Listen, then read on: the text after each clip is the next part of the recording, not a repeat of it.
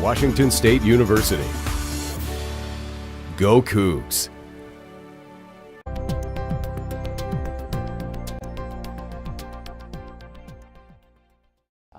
We're going to start talking about what is gerontechnology, why is there this field, where does it come from, why do we study it? Now the basis of this is that in the United States, every day, we have 6,000 Americans celebrate their 65th birthday.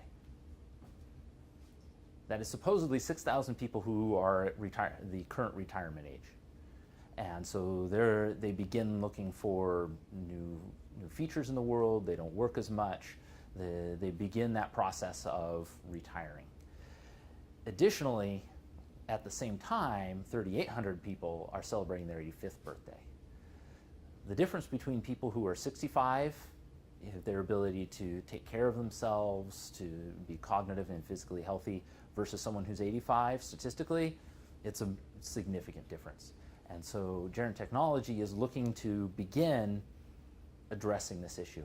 And the number we have now, we have more seniors than Canada has humans. It's a lot of people. And the infrastructure to take care of them just doesn't scale. Historically, it's involved nurses, physicians, a care facility. You go to the home more often than not, but it turns out that's not true anymore. We're down to about 20% of our seniors are at some kind of long-term care facility. The rest of them are aging in place, they're having family, they're having in-home care providers. And so how do we provide them tools to continue to age well and effectively? And so percentage-wise, this number just keeps climbing. And it's going to be the largest age group in the country in not very long. 10 to 20 years out, it will be the largest age group, will be the 65 plus. And a big piece of that will be the 85 plus group. And that's going to stress and strain our classic approach. We don't have enough people to take care of other people in this case, especially since senior care and nursing in general, but senior care is a very demanding field. When I graduated from Oregon Health and Science University, the president of the university at the graduation commencement got up and said, please beg your friends to go into nursing. We don't have enough nurses. It's tough, and it's just one of those things that's raising costs because there's not enough people. Now, this aging trend, it's not limited in the United States. These charts are used to demonstrate the variation of ages. So what you see here is from 0 to 4 years old up to 100 plus years old, and it's by percentage of population, men on one side, women on the other. And so in very short order, you can see that in Canada, their largest age groups are up here in this 50 to 55 range. And that was 2014. So that group will just continue moving up this as it gets higher, and then it'll trend down. And Canada, Japan has significant trouble where they don't have a very young population anymore. In fact, it's aging the most rapidly of any in the world. They're ahead of us. When I talk about our population aging very quickly, Japan has already hit the wall. They do not have enough care providers. And Europe writ large, the EU right now is sitting here at this peak at about 40 to 44. Although that includes some nations that were a little behind on healthcare up until the mid-90s. The whole Soviet Union Iron Curtain kind of delayed the growth of many of those nations. And projected by 2050 is very, very flat. Their population is going to age very, very quickly. And these charts, what you'll find is there's actually a variety of profiles that you'll see in different nations. And these were supposedly pyramids. The classic use of this tool is to look at it as a pyramid, that your youngest population would be very large and your older populations would be much smaller. And this was true for all nations up until late 1800s, until England went nuts. The Industrial Revolution in England changed everything. And they went from this kind of pyramid to this one and on down the line through these various stages. And what's changing is the various nature of their birth rates, what their death rates look like, how many children people have, and in the end, what you eventually get to is you end up with this kind of shape. And so you'll notice these all have something along those lines. And in fact, there's now a proposal to add a stage 5, where, as you can see with the EU, it starts to become narrower and narrower down here when you get to declining populations. For example, Russia actually has a negative growth rate for its population right now.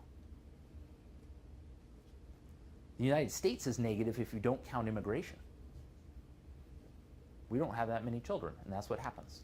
And you start to end up with these different profiles for the charts. And Gerontechnology is something that we're attempting to use. This wave here, as it climbs up, we need some people to assist other people, ideally magnifying their effect through some form of technology. And the areas that we're attempting to address, the kinds of pieces that we need to get our hands on: healthy nutrition. How do people eat? How do they do it well? How do we get people daily physical exercise? Physical exercise is a key determinant in how long you'll live. If you can keep exercising, you will live much longer and more effectively and well. Every day you sit at the computer is not necessarily very good. Keep walking. It makes a difference. Keeping up your cognitive facilities, practicing with your brain, working on things, talking to people, learning new things, trying new skills, doing new hobbies. Anything to keep that brain active will make a huge difference. Maintaining social contacts. A big quality of life aspect is how many people that you meet and how you get around and socializing with them. Now, not everyone needs lots of friends. I have a very tiny circle of friends that I hang out with. Other people have huge ones, but you need to have the right amount for you, and you need to keep it up.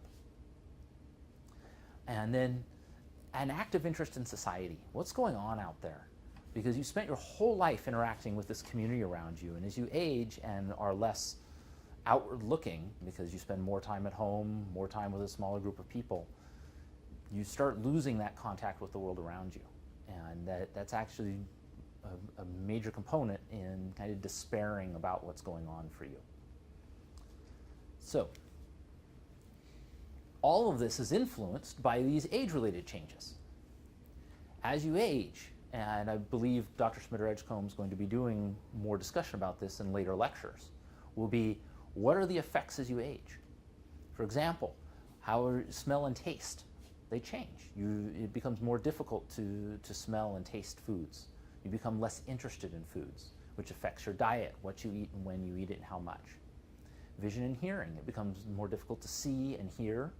So in many ways, you try to have to be in a smaller group. You can't be as in large areas. The kinds of things that become interesting to you kind of fall away with these. You lose muscle mass, strength, and mobility. That's why you need to keep that exercise up. Your cognitive functions may be affected. Some people stay sharp their whole lives, but all too many. MCI, dementia, other cognitive issues. Functional abilities across the board, how to do your daily activities are all affected by these. And there's quite a range of age-related diseases. As we age, it has effects. And so when we do tasks in our studies, we build up scripted tasks in this case. What tasks should you do? And in many ways, what they're trying to do is measure or identify how these effects, or get a cross-section of them in the different kinds of activities. Physical ones, mental ones. How can we stress and strain you so we see how you're actually performing on a day-to-day basis? And I mentioned cognitive decline. Alzheimer's disease is a large part of this. Is that that estimated 45 people that are 85 plus, that 45% of them have some form of Alzheimer's disease or an effect similar to it. And when we talk about having 35 million people who are seniors, that adds up quickly. And if we're looking at 800,000 people who aren't able to take care of themselves cognitively, that's a large group, and that's just in this country. And we were at a conference not too long ago based around this particular program, and one of the other researchers who was there was talking about how she's been working on solving Alzheimer's for the last something like 15 years, I believe. And they finally have some things with some traction to address these issues, and it's a big deal. In the meantime, we're looking at ways to use technology to help people with Alzheimer's and other cognitive difficulties.